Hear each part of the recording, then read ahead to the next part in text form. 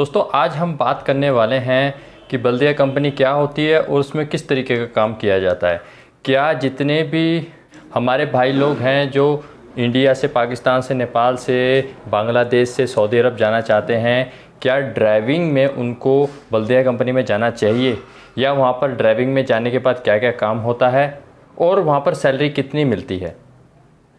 तो सत श्री अकाल, नमस्ते आदाब दोस्तों, मैं गुरजीत सिंह फिर से लेके आया हूँ एक इन्फॉर्मेटिव वीडियो। दोस्तों बहुत सारे एजेंटों के पास वैकेंसी आई थी और बहुत ज़्यादा सर्कुलेट भी हो रही थी कि भाई बल्दिया कंपनी की वैकेंसी आई है। बल्दिया एक तरह से सऊदी अरब की गवर्नमेंट कंपनी, मान लो आप, फलाना ढिकाना, इस तरीके से जो है एजेंट बोल रहे थे।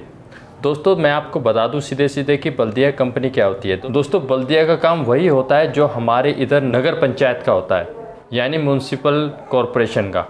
दोस्तों बल्दिया का काम वही होता है जो भारत में या आपके शहर में म्यूनसिपाल्टी का काम होता है या नगर पंचायत में सफाई कर्मचारी का होता है।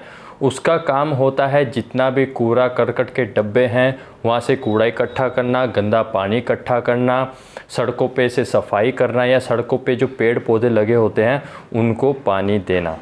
दोस्तों ये सारा काम किया जाता है बल्दिया में। और दोस्तों जो बल्दिया में आपको गाड़ी चलाने को मिलती है वो कुछ इस तरीके की होती है। पानी का टैंकर भी हो सकता है, कचरा उठाने वाली एक गाड़ी भी हो सकती है, झाड़ू लगाने वाली गाड़ी हो सकती है। तो इस तरीके की कुछ भी ड्राइवर को उसमें वैकेंसी मिल सकती है।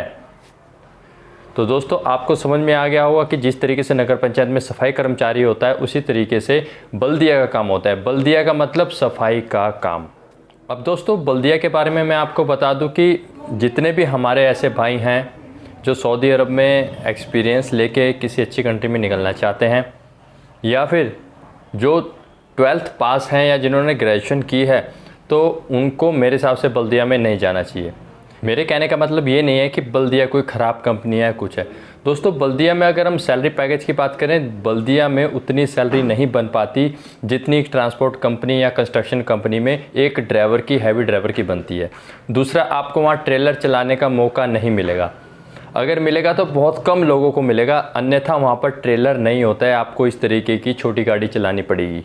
तीसरा, हो सकता है वहाँ पर लाइसेंस बने ना बने, क्योंकि बल्दिया के काम के लिए आपको जो वहाँ पे पुलिस वाला है वो भी नहीं रोकेगा।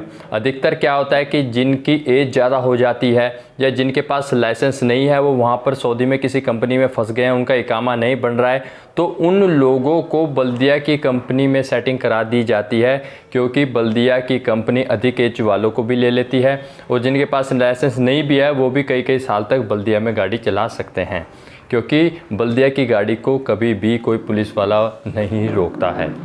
बहुत सारे लोग ये बोलते हैं भाई 45 साल तक की एज वालों को तो सऊदी अरब ड्राइविंग में लेता है, लेकिन उससे ज़्यादा मेरी उम्र है, मेरी 50 साल उम्र है या मेरी 1-2 साल ऊपर हो गई है, तो भाई बल्दिया कंपनी में वो भी अप्लाई कर सकते हैं, बल्दिया कंपनी उनको भी ले लेती है।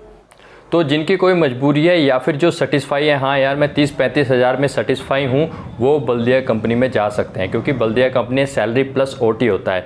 सिर्फ आपको 1200 रुपये सैलरी मिलेगी, ओवर टाइम बहुत कम लगता है। मेरे हिसाब से अगर 10 बल्दिया कंपनी में लोग गए होंगे तो मुश्किल से कोई एक ऐसी कंपनी होगी जिसका सैलरी ठीक ठाक बनती होगी, वरना सैलरी जो है बहुत कम बनती है। लेकिन ये है कि सैलरी महीने के महीने मिलती है।